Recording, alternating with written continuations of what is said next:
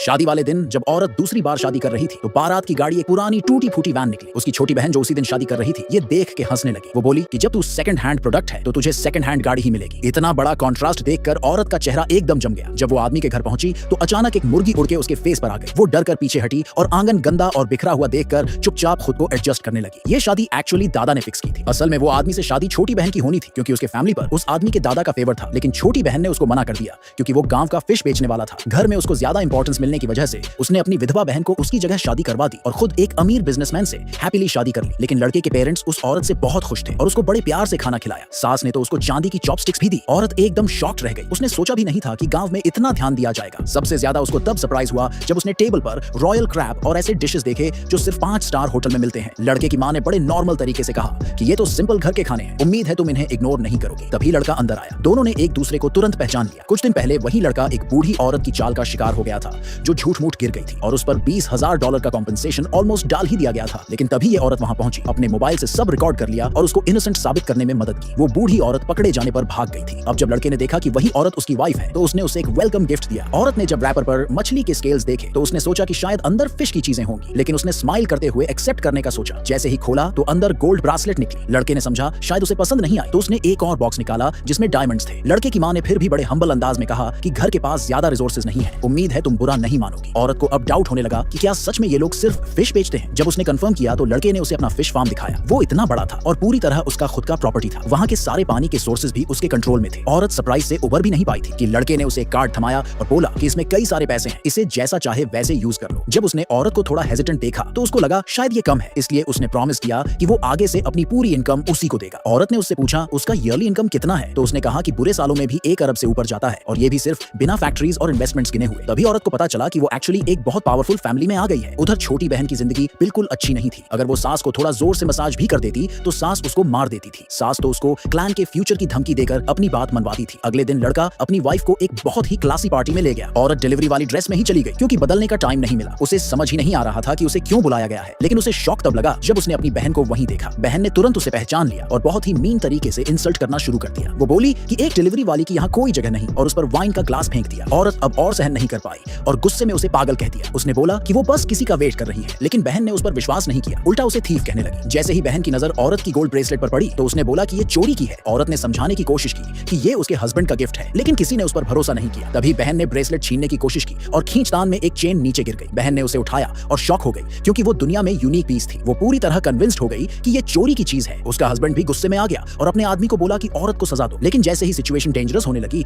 लड़का वहां आ गया और अपनी ठंडी और पावरफुल आवाज में सबको रोक दिया।